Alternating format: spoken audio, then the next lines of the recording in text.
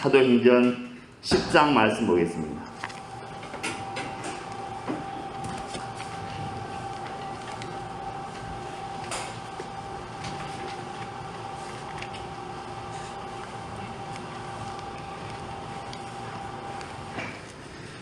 신약성경 사도행전 10장 1절로 16절까지입니다. 신약성경 203쪽입니다. 사도행전 10장 1절로 16절까지 한 절씩 교독합니다. 가이사랴에 고넬료라 하는 사람이 있으니 이달리아 부대라 하는 군대의 백부장이라.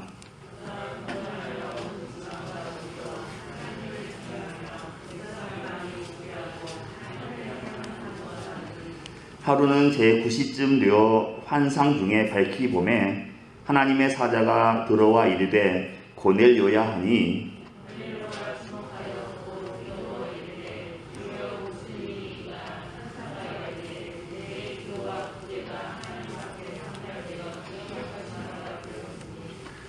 내가 지금 사람들을 요바에 보내어 베드로라 하는 시몬을 청하라.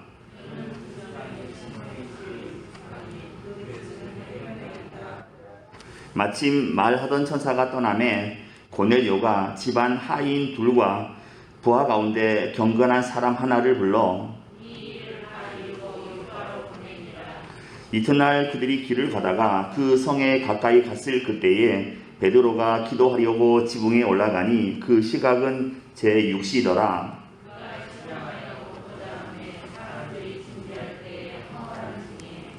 하늘이 열리며 한 그릇이 내려오는 것을 보니 큰 보자기 같고 내 귀를 메어 땅에 들이웠더라.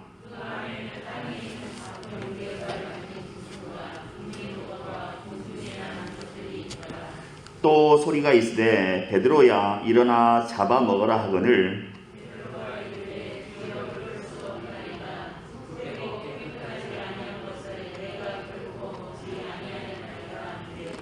또 두 번째 소리가 있으되 하나님께서 깨끗하게 하신 것을 내가 속되다 하지 말라 하더라.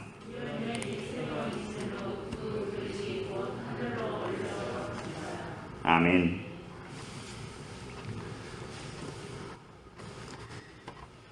하나님께서 친히 직접 세우신 두 개의 기관이 있습니다. 하나는 가정이고 하나는 교회입니다.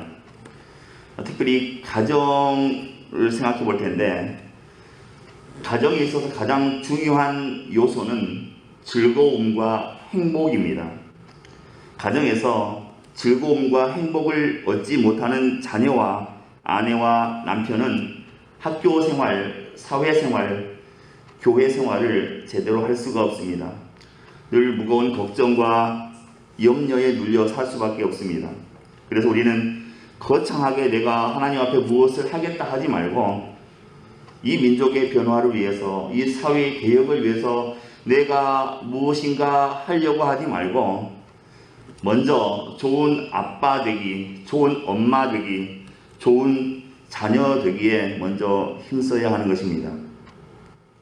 윌리엄 오그번 교수가 쓴 책 가운데 현대인의 상실이라는 책이 있습니다. 그 내용 가운데 우리 가정에 세 가지 기능이 있다고 그렇게 말하고 있습니다. 가정에는 세 가지 기능이 있는데 그 첫째가 경제적인 기능입니다. 가정은 무엇보다 먹고 자고 입고 이 사는 문제가 해결되어야 한다는 것입니다. 우리가 크게 부자일 필요는 없습니다. 하지만 가정이 가난에 쪼들리게 되면 가정으로서의 기능을 상실해 간다는 것입니다. 그래서 우리는 하나님께 우리에게도 물질의 축복이 임하기를 기도해야 되는 것입니다. 재물 얻을 능력을 달라고 하나님께 간구해야 합니다. 이것은 우리가 알고 있는 기복신앙과는 차원이 다른 문제입니다. 잠언서 기자는 이렇게 말했습니다. 잠언 30장 7절로 9절입니다. 내가 두 가지 일을 주께 구하였사오니 나의 죽기 전에 주시옵소서. 곧 허탄과 거짓말을 내게서 멀리 하옵시며 나로 가난하게도 마옵시고 부하게도 마옵시고 오직 필요한 양식으로 내게 먹이시옵소서. 혹 내가 배불러서 하나님을 모른다 여호와가 누구냐 할까 하오며 혹 내가 가난하여 도적질하고 내 하나님의 이름을 욕되게 할까 두려워함이니이다. 이렇게 기록하고 있습니다. 사람은 원래 돈이 차고 넘치면 너무 편해지면 하나님을 떠날 가능성이 있습니다. 또 돈이 너무 없으면 남의 것을 탐내게 되어 있습니다. 이것이 인지상정이고 이것이 인간의 본성이라는 것입니다. 그래서 가정은 기본적으로 경제적인 활동이 가능해야 된다는 것입니다. 이것을 위해서 우리가 기도해야 되겠죠. 두 번째 기능이 있습니다. 가정의 두 번째 기능은 교육적인 기능입니다. 이게 가장 중요합니다. 가정 교육이 중요한 것입니다. 특별히 성경을 통해서 가치관을 배우고 믿음을 익히고 경건한 생활을 몸에 배게 하는 교육이 중요하다는 것입니다. 목사님들이 예화 가운데 록펠러에 대해서 얘기를 많이 합니다. 20세기 석유왕이었던 인류 역사상 가장 큰 부자였던 록펠러에 대해서 간증을 예화를 많이 듣는데, 이 록펠러는 1937년에 사망했습니다. 1937년에 사망할 때 그때의 이분의 재산을 지금의 가치로 환산하면 약 400조 원이라고 합니다. 400조 원. 세계 최고의 부자였습니다. 이분의 어머니가 아주 위대한 믿음의 어머니였는데, 이분이 돌아가시면서 아들 록펠러에게 몇 가지 유언의 말씀을 남기게 됩니다. 그 가운데 대표적인 게 예배 때 맨 앞자리에 앉아라. 첫 번째 유언이었습니다. 맨 앞자리에 와서 앉아라. 목사님 바로 앞에 앉아라. 두 번째는 절대 10의 1조 떼먹지 말아라. 세 번째는 주의 종 목사와 다투지 말아라. 무슨 일이 있어도 목사님과 다투지 말아라. 이렇게 유언을 남겼습니다. 그리고 이런 교육을 받은 록펠러가 세계적인 거부가 되었다는 것입니다. 미국 버지니아에 존 영이라는 흑인 농부가 있었습니다. 이 사람에게는 자녀가 무려 14명이나 있었습니다. 흑인 부부는 학교에 다녀본 일이 전혀 없었기 때문에 세상 말로 무식한 사람들이었습니다. 그런데 이 사람들은 하나님을 섬기는 신앙 생활만은 철저했던 사람들이었습니다. 이들 부부는 가정에 무슨 일이 생기기만 하면 무조건 엎드려 기도하는 그런 부부였습니다. 흑인 부부는 거실 액자에 크게 이렇게 글을 써놨습니다. 이 집의 뿌리는 하나님이시다. 이 집의 뿌리는 하나님이시다. 이렇게 액자에 크게 걸어놓고 자녀들로 하여금 늘 그것을 보고 생각해 했습니다. 훗날에 이 흑인 부부 자녀들 가운데 14명이나 되는데, 이 가운데서 훌륭한 사람들이 굉장히 많이 배출되었다고 합니다.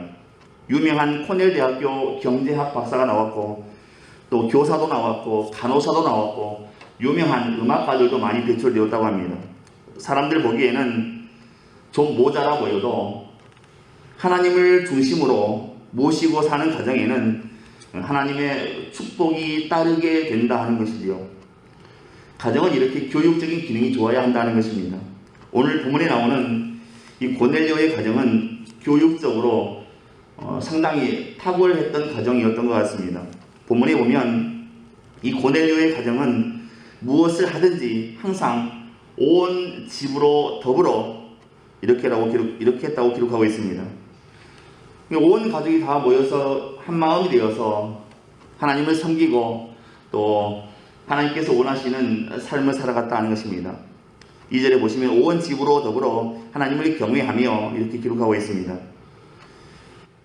24절에 가면 베드로가 고넬료 집에 신방을 갔는데, 이때에도 모든 일가와 친척들을 다 모아놓고 한 마음으로 베드로를 기다리고 있었다. 하나님의 말씀을 경청하기 위해 기다리고 있었다고 그렇게 기록하고 있습니다. 그래서 가정의 두 번째 중요한 기능이 교육적 기능입니다. 이게 가장 중요한 겁니다. 마지막 세 번째 기능은 사명적인 기능이 있어야 된다, 그렇게 말하고 있습니다.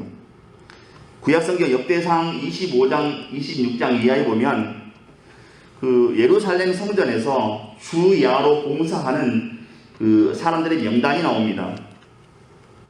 그 숫자가 무려 1760명입니다. 성전에서 주야로 계속해서 교대 근무하면서 성전을 섬기는 사람들, 이 사람들의 숫자가 1760명입니다. 성전 문지기만 담당하는 사람이 있었고, 또 방과 곳간을 지키는 사람들, 아침마다 문 여는 사람들, 기병 관리에만 골몰하는 사람들, 고운 가루, 포도주 기름을 준비하는 사람들, 또 향 기름을 만드는 사람들, 냄비에 날마다 지지는 사람들, 전을 지지는 사람들, 또 진설병을 만드는 일에만 골몰하는 사람들, 그리고 찬송을 맡은 사람들 등등 주야로 번갈아 가면서 24시간 번갈아 가면서 성전에서 봉사했던 사람들이 나오고 있습니다. 이 사람들의 숫자를 다 합하면 1760명입니다. 이 1760명이 24시간 하나님의 성전을 교대로 쉼없이 섬기고 봉사했다는 것입니다. 그런데 이 사람들의 특징이 있는데, 결혼해서도 똑같이 충성했다는 것입니다.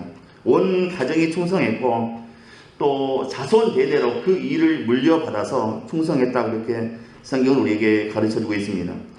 특별히 이 사람들 가운데 오벳 에돔의 가문은 그 자손 대대로 성전 문지기 사명으로 충성했더니 하나님께서 큰 복을 주셨다, 이렇게 기록하고 있습니다.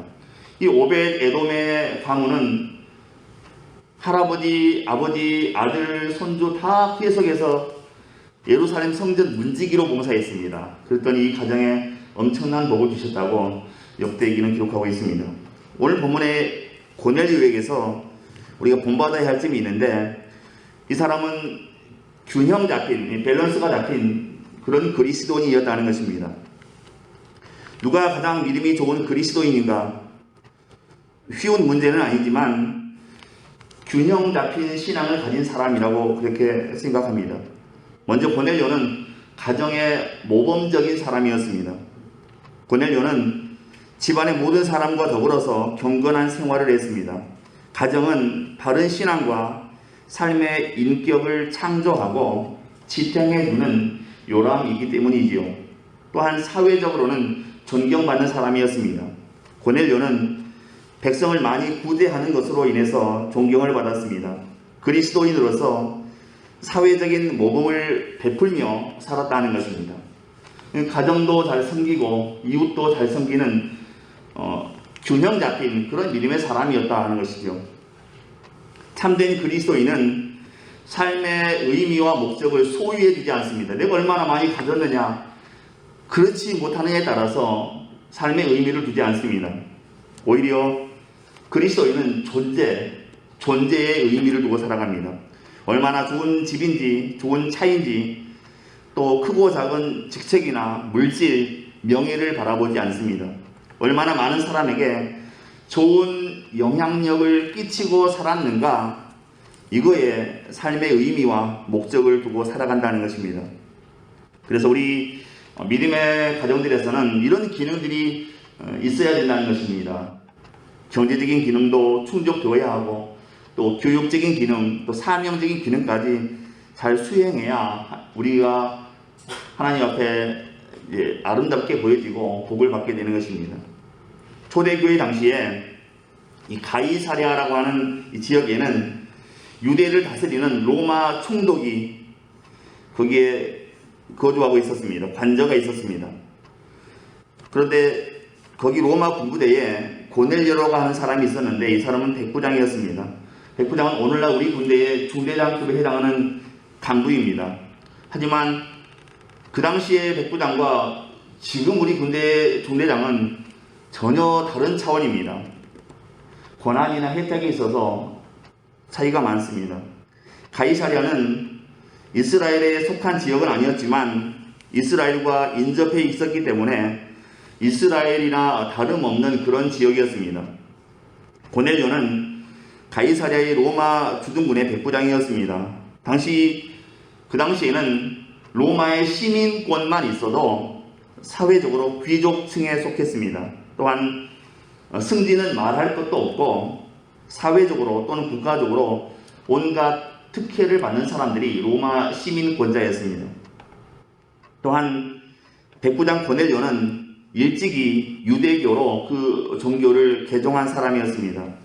그는 유대인들이 섬기는 여호와 하나님에 대한 소식을 듣고 이방인으로서는 흔치 않은 일이었지만 여호와 하나님을 그의 삶의 주권자로 받아들이고 섬기고 있었다 하는 것입니다. 그런데 중요한 것은 백부장 고넬료의 경우에 그는 이방인으로서 또 로마 사람이었지만 유대교의 회당에서 가르치는 그 말씀대로 율법대로 지키며 살았다는 것입니다. 경건한 삶을 살았다는 것입니다. 고넬료는 온 집으로 더불어 하나님을 경외했습니다. 또한 고넬료는 백성들을 많이 구제했습니다. 그리고 항상 기도했다고 오늘 본문에 우리에게 말씀하고 있습니다. 이 백부장 고넬료가 백성들을 많이 구제했다는 것은 당시에 그 가난한 사람들이 많았던 시대이기 때문에 가장 중요한 일을 했다고 그렇게 평가할 수 있겠습니다. 특히 이 구제는 경건한 유대인들에게 있어서는 자기 명예를 위해서 많이 행했던 일이었습니다. 또한 항상 기도했다는 것은 고넬료가 끊임없이 하나님을 의지하며 살았다는 그런 것을 의미합니다. 구제와 기도는 예수님도 말씀하셨지만 구제와 기도는 유대인들이 자랑하는 두 가지 덕목입니다. 기도와 구제입니다. 이와 같이 고넬료가 하나님을 경외한 것은 유대 사회에서 널리 알려지고 소문난 그런 일이었습니다.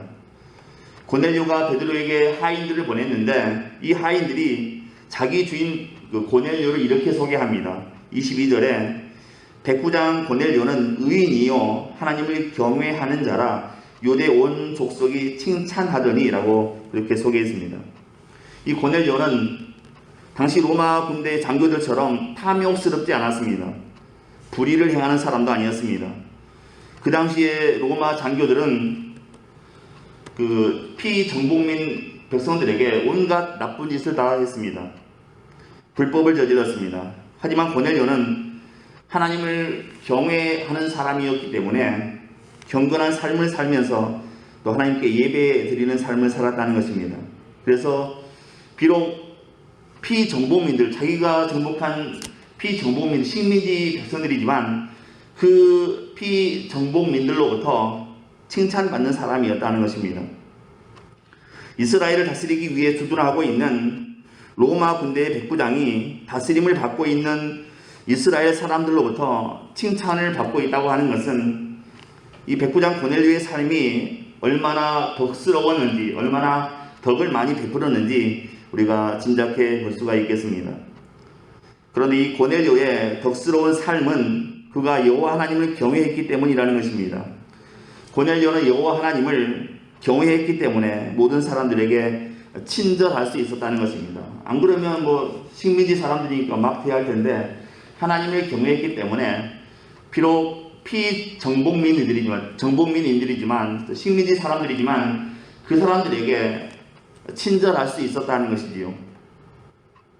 항상 기도하고 또 구제하며 하나님을 의지하는 삶을 살았으므로 백성들에게 존경받고 칭찬받았습니다. 더 중요한 것은 고넬료가 유대교에 대해서 알고 유대교의 율법에 따라 기도하며 경건한 생활을 하고 있었지만 한 가지 아쉬운 점은 기독교의 복음을 알지 못하고 있었다는 것입니다. 그는 복음을 들어보지 못했습니다. 그는 복음 밖에 있던 사람이었습니다. 그리스도 밖에 있던 사람이었습니다. 이 고넬료는 경건하고 또 백성들로부터 칭찬받는 사람이었지만 복음에 대해서는 아직까지 알지 못하는 사람이었다 하는 것입니다. 그는 유대교의 종교인으로서는 손색이 없었지만 구원의 길에 대해서는 알지 못했습니다. 복음을 깨닫지 못했고 구원의 길에 대해서 알지 못한다면 선한 삶이나 또 열정적인 종교 생활이 이 사람을 구원해 주지는 못합니다. 구원은 헌신과 봉사로 되는 것이 아니기 때문이죠. 많이 봉사했다고 많이 헌신했다고 그게 구원의 조건은 결코 아니다는 것입니다. 디모데후서 1장 9절 말씀입니다.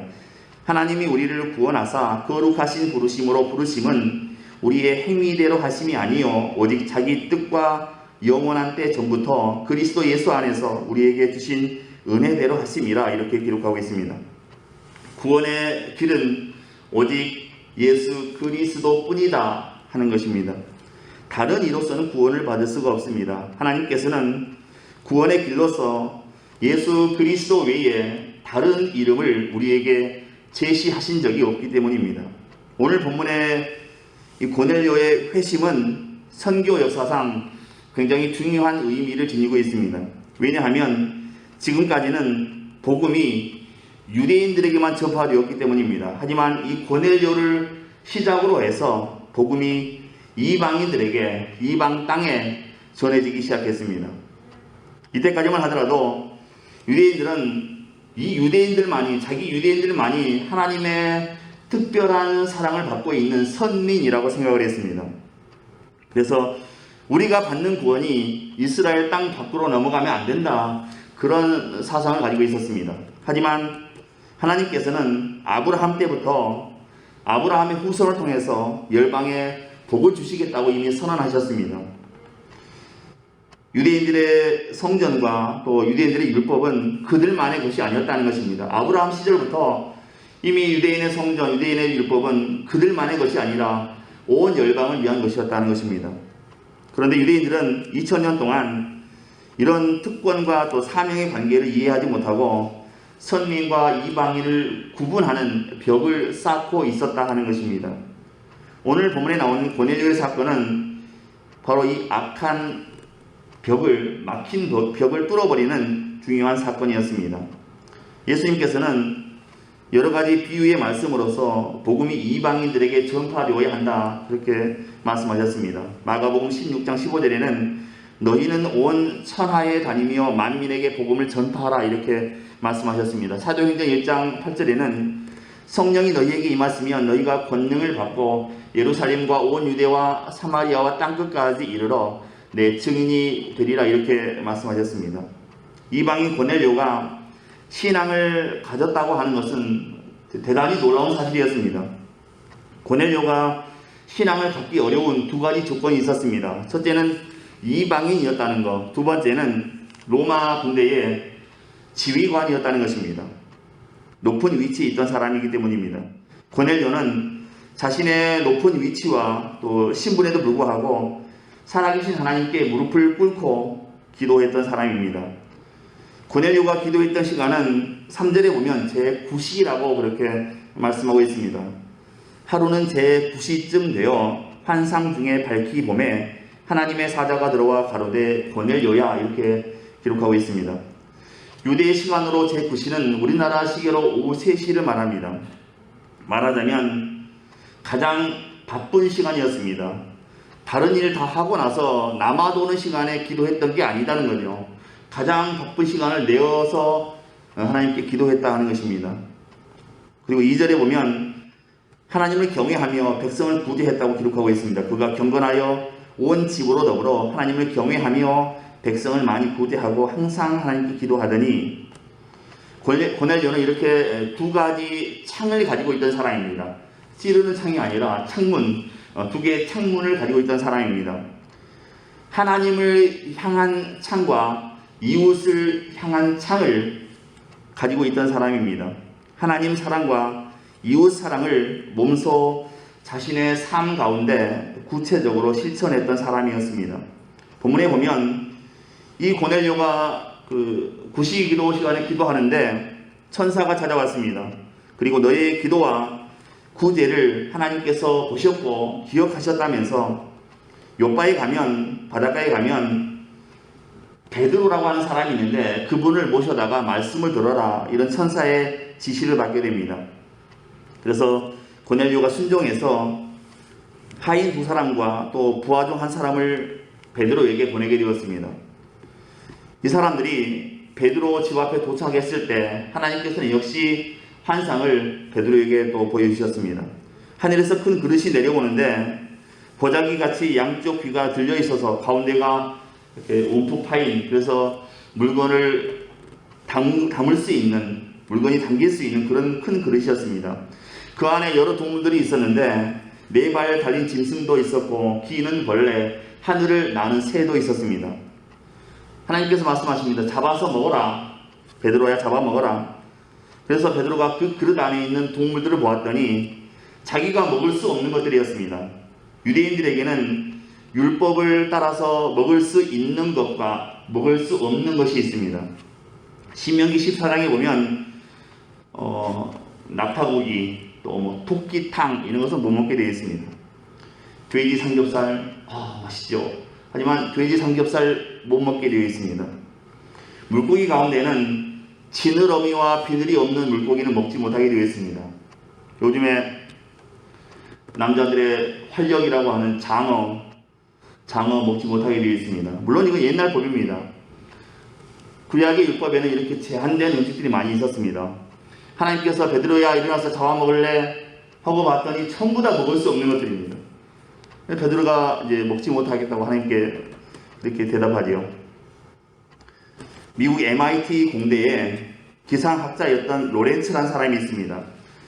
이 로렌츠는 세상이 하도 발전해서 우주의 그 작은 별들의 미세한 운동까지, 움직임까지 다 관측하는 그렇게 지금 발전된 세상 가운데 우리가 살아가고 있는데, 한 가지 문제점은 10억 광년 떨어진 그 작은 별 하나의 움직임도 살피는데 내일의 날씨 하나를 정확하게 예측 못하는, 이게 이제 이분에게는, 이 박사님에게는 아이러니였습니다.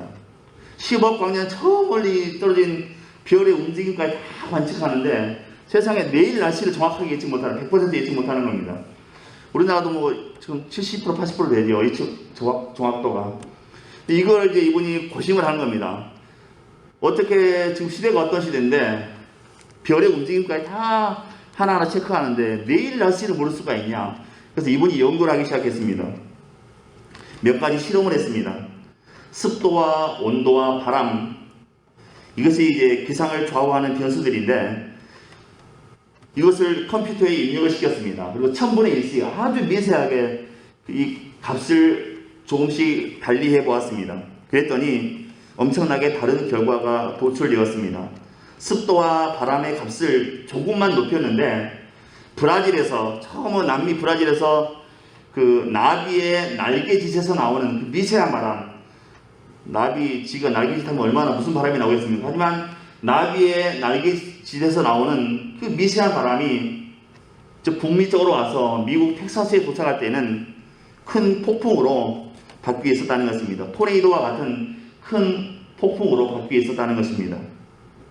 로렌츠는 이 연구를 나비 효과라고 그렇게 명명했습니다. 초기에 보이지 않는 그 미세한 차이가 나중에는 어마어마한 차이로 다른 결과로 나타나더라 하는 것입니다. 브라질에서 나비가 날개짓을 하는데 거기서 바람이 나오면 얼마나 나오겠습니까? 선풍기도 아니고. 하지만 그 바람이 북미 미국 텍사스에 도착하면 토네이도로, 돌풍으로 바뀌어 있더라는 것입니다. 오늘 본문에서 이 베드로는 멀리 보고 계산하지 않았습니다. 지금 여기에, 지금 이 자리에서 내가 할 일, 내가 해야 할 일, 나를 통해서 하시고자 하는 일이 무엇인지 그걸 고민했습니다. 오늘 우리도 세계를 복음화시킬 수는 없습니다. 그러나 내 가족, 내 이웃, 내가 사는 주변의 사람들에게 복음을 전할 수는 있습니다. 그 사람들을 내가 회심시킬 수도 없고 변화시킬 수도 없습니다. 그것은 하나님께서 하시는 일입니다. 그러나 지금 내가 복음을 전할 수는 있다는 것입니다. 나비의 날개짓에서 나오는 그 미세한 바람을 태풍으로 바꾸는, 토네이도로 바꾸는 분은 하나님이십니다. 오늘 우리가 복음을 전하면 나비의 날개짓에서 나오는 그 미세한 바람을 토네이도로, 태풍으로 바꾸시는 분이 바로 우리 하나님이시라는 것입니다. 베드로는 그래서 이 이방인 집에 초청을 받았는데 자기가 엄청난 역사를 일으킬 것이다 그렇게 예견하고 한 게 아닙니다. 말씀에 순종해서 가서 그냥 메시지를 선포했을 뿐입니다. 나머지는 다 하나님께서 하셨습니다. 44절 이하에 보면 이 고넬료의 가정에 어떤 변화가 있었는지, 성령께서 어떻게 역사하셨는지 기록하고 있습니다. 베드로가 주님의 인도하심을 따라서 고넬료의 가정을 방문했습니다. 말씀을 선포했습니다. 베드로는 위대한 일을 계획하고 이 고넬료의 가정에 온 것이 아니었다는 것입니다. 다만 말씀을 선포했을 때에 성령께서 그 가정에 큰 구원의 역사를 일으켜 주셨다는 것이지요. 하나님의 일은 이렇게 하나님께서 이루어 가시는 것입니다. 44절로 46절입니다. 베드로가 이 말할 때에 성령이 말씀 듣는 모든 사람에게 내려오시니 베드로와 함께 온 할례 받은 신자들이 이방인들에게도 성령 부어주심으로 말미암아 논란이 이는 방언을 말하며 하나님 높임을 들음이러라 이렇게 기록하고 있습니다. 고넬료와 온 집은 성령의 충만함을 입었고 모든 사람들이 방언을 말하고 또 하나님을 높이게 되었다 하는 것입니다. 이것이 이방으로 복음이 퍼져나가는 첫 번째 공식적인 사건이 되었습니다. 이방인들에게 복음이 전파되는 첫 번째 사건이 바로 이 사건입니다. 그 이전에는 베드로조차도 이방인들을 꺼려했습니다. 이방인들에 대한 선입견이 있었습니다. 그러나 하나님께서는 이 경건한 고넬료의 가정을 통해서 그 시대를 변화시켰고 또 이방 세계를 변화시키는 그 출발점으로 삼으셨다는 것입니다. 말씀을 정리하겠습니다. 고넬료는 로마 군대의 백부장이었지만 하나님을 경외하고 또 두려운 마음으로 하나님을 섬기며 구제를 많이 했던 사람이었습니다. 그런 그에게 하나님께서 큰 은혜를 베푸셔서 예수 그리스도를 믿게 하시고 또 구원을 받게 하셨다는 것입니다. 하나님께서는 오늘도 이렇게 경건한 사람을 찾고 계시는 것입니다. 하나님께 참된 예배를 드리고 불쌍한 이웃들을 위해서 사랑을 베푸는 참된 그리스도인을 찾고 계신다 하는 사실입니다. 우리가 바로 그런 사람들이 되어져야 마땅하겠다 하는 것입니다. 경건한 마음으로 예배를 드리고 그 경건한 마음으로 사랑을 실천하는 사람들이 되어져야 합니다. 하나님을 향한 창을 열어놓고 또 이웃을 향한 창을 열어놓을 수 있는 그런 믿음의 사람들이 되어야 합니다. 닫아놓지 말고 하나님을 향한 창문 또 세상을 이웃을 향한 창을 열어놓고 우리가 살아가야 됩니다. 그러면 나비의 날갯짓에서 시작되는 그 미세한 바람을 토네이도로 태풍으로 바꾸시는 분은 하나님이십니다. 이런 놀라운 구원의 역사를 또 축복의 역사를 경험하게 되는 저와 여러분의 삶이 되시길 주님의 이름으로 축원드립니다. 기도합니다. 은혜로우신 하나님, 이 시간 우리에게 믿음을 더해 주옵소서. 우리가 일생을 살아가면서 하나님을 향한 우리의 창문을 열어두게 하시고 또 이웃을 향한 우리의 창문을 열어둘 수 있도록 도우시고 축복하옵소서. 우리의 작은 순종에서 놀라운 하나님의 크고 놀라운 역사가 나타나게 하시고 우리로 하여금 경험하며 또 하나님께 영광 돌릴 수 있도록 도우시고 축복하옵소서. 믿고 감사하오며 예수 그리스도 이름으로 기도하옵나이다. 아멘.